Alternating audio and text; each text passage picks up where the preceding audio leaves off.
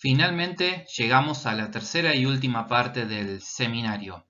Vamos a hablar sobre la homeostasis del fósforo. Nosotros sabemos que el fosfato tiene varias funciones en el organismo, entre ellas y una de las más importantes es que participa en el metabolismo energético de las células, ¿sí? Para formar adenosintrifosfato, por ejemplo, es componente de las moléculas de ADN, ARN, participa en la activación e inhibición de enzimas y una función muy importante a nivel renal, que lo vamos a ver en el seminario de equilibrio del estado ácido-base, es que es un buffer fundamental a nivel renal para mantener el equilibrio ácido-base. Ya lo veremos en detalle dentro de 2 clases. Menos del 1% del fosfato corporal total se encuentra en el líquido extracelular. Y esto también es muy importante, ¿sí? Porque nos da la idea de que el fosfato es un ion que principalmente se va a encontrar en el intracelular. Además de, como ya dijimos antes, en los depósitos del hueso en forma de cristales de hidroxiapatita.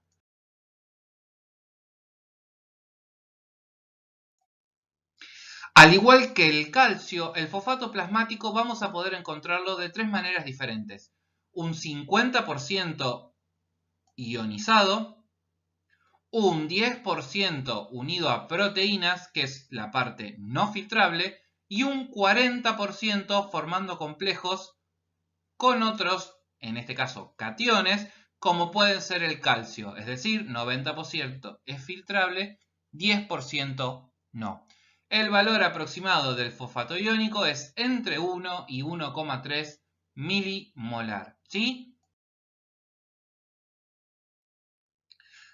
Insisto con lo mismo sobre la homeostasis y el balance interno y externo, al igual que vimos en potasio y en calcio. De una dieta de aproximadamente 1400 miligramos, 900 miligramos van a eliminarse por orina, 500 por materia fecal. Esto constituye lo que es el balance externo. Pero miremos el balance interno nuevamente, ¿sí? El juego entre el intestino, el hueso, el riñón y, por supuesto, la glándula paratiroides, ¿sí?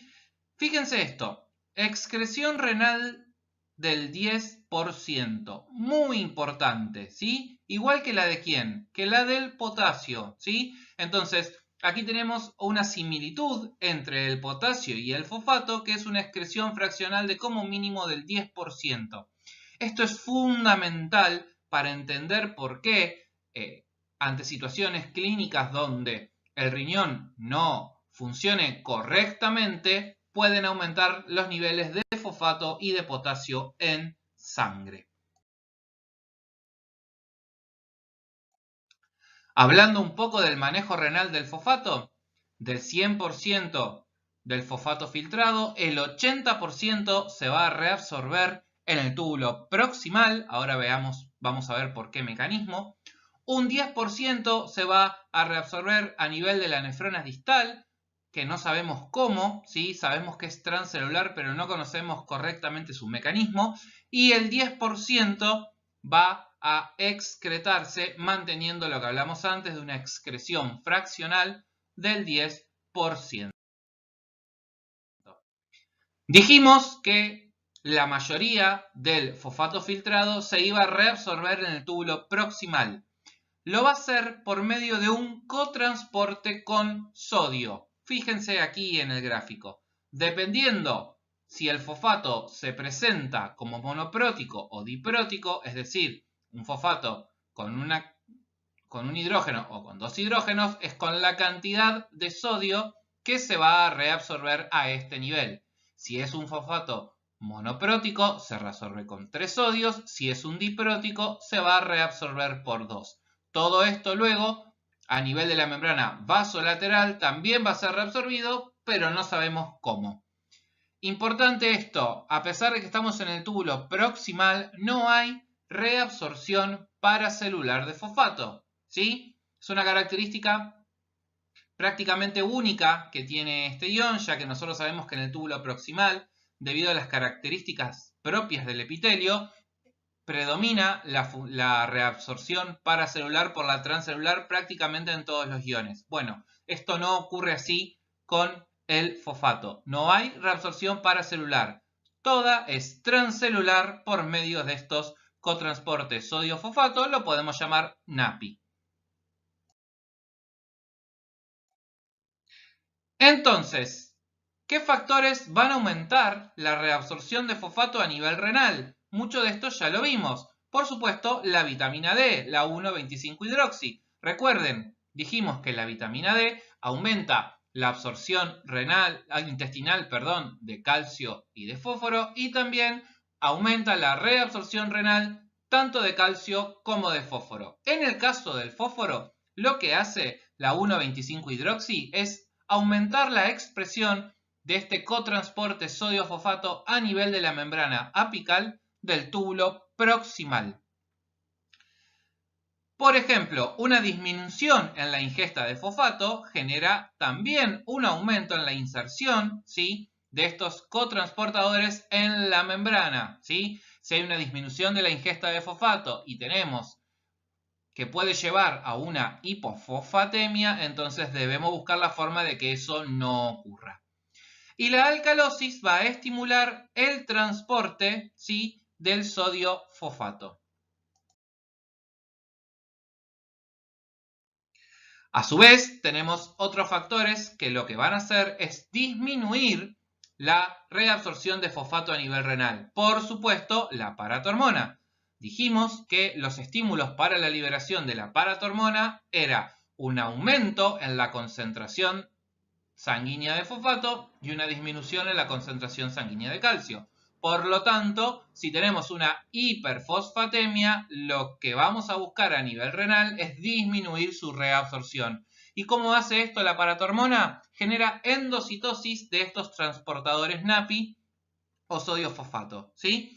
El factor natriurético atrial, hormona que vieron la semana pasada cuando vimos sodio, también va a generar una endocitosis del transportador sodio-fosfato. Obviamente lo va a hacer para disminuir la reabsorción de sodio, pero bueno, como consecuente se disminuye también la de fosfato.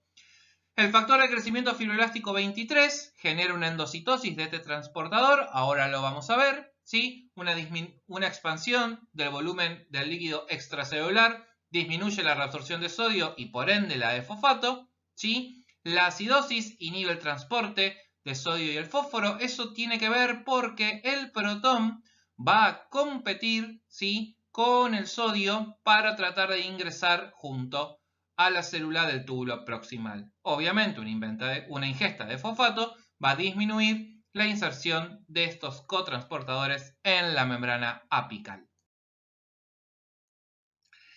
Para ir finalizando, entonces, vamos a hablar del último grupo de hormonas que regulan el metabolismo fosfocálcico, que son las fosfatoninas, ¿sí? Son unas moléculas reguladoras principalmente de la homeostasis del fosfato, pero como consecuencia, ¿sí?, de ello también van a impactar en la regulación del calcio. La más importante y la más destacada es el factor de crecimiento fibroelástico 23.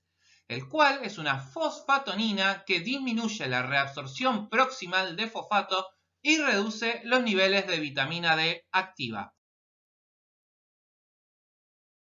Veamos un poquitito de lo que se trata.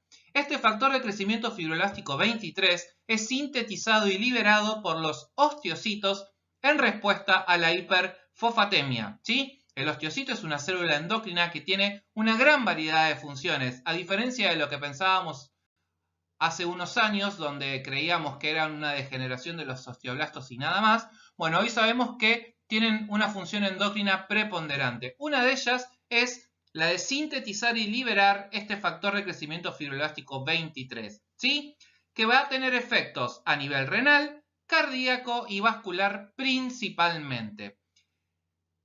Esta hormona puede ser reconocida por diferentes receptores. Fíjense, FGFR1, 2, 3, 4, ¿sí? El que nos importa a nosotros es el FGFR1. Pero para poder ejercer su efecto a nivel renal va a necesitar, ¿sí?, de una sustancia que es la proteína cloto, que ahora vamos a contarle un poquitito cómo funciona. Fíjense, a nivel renal lo que va a ocurrir es que el factor de crecimiento fibroelástico 23, para aumentar su afinidad por el receptor que se encuentra a nivel renal, que es el FGFR1, lo que va a hacer es formar un complejo con la proteína alfa-cloto. Entonces, el complejo FGF23 alfa-cloto aumenta la afinidad por el receptor, ¿sí? Y de esta manera va a desencadenar sus funciones. ¿Cuál es la función a nivel renal? Aumentar la excreción de fosfato, generando downregulation, es decir, escondiendo, ¿sí?, estos cotransportadores de sodio y fosfato que se encuentran en la membrana apical del túbulo contorneado proximal. Entonces, lo que hace es aumentar la excreción de fosfato porque impide que se reabsorba a nivel del túbulo proximal. No obstante, además de eso, el factor de crecimiento fibroelástico 23 disminuye la actividad de la enzima alfa-1 hidroxilasa renal. ¿Se acuerdan que dijimos que esta enzima era estimulada por la paratormona y era necesaria para generar la 1-hidroxilación de la vitamina D, que en este momento era una 25 vitamina D, y así formar la 1,25, que es la vitamina D activa? Este factor de crecimiento lo que va a hacer es inhibir a esta enzima, ¿sí?, para disminuir la síntesis de la vitamina D, lo cual es lógico. Dijimos que es una hormona principalmente hiperfosfatúrica e hipofosfatémica. Busca disminuir los niveles de fósforo en sangre. Por lo tanto, qué mejor que no solo impidiendo su reabsorción en el túbulo proximal, sino que inhibiendo a la vitamina D, que va a intentar aumentar su absorción tanto a nivel intestinal como a nivel renal. Aumentaría la reabsorción de sodio al nivel del túbulo contorneado distal. Esto no tiene relación con el fosfato. Solo sepan que al generar un downregulation del sodio fosfato a nivel del túbulo proximal, aumenta la carga distal de sodio en los niveles, justamente a nivel del túbulo colector, ¿sí?, del túbulo distal, perdón, e intentaría aumentar la reabsorción de sodio por el cotransporte sodio-cloro.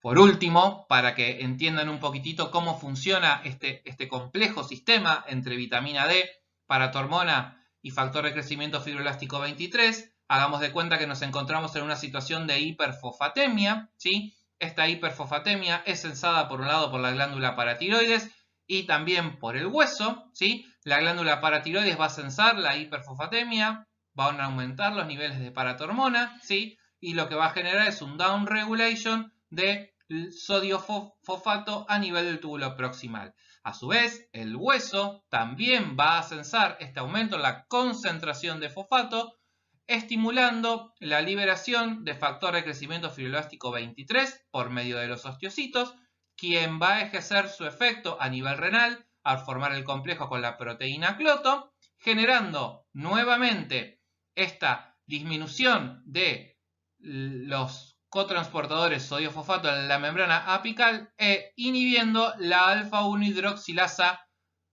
renal, disminuyendo así los niveles de vitamina D activa. Bueno, eso es todo. Espero que les haya gustado el seminario y muchas gracias.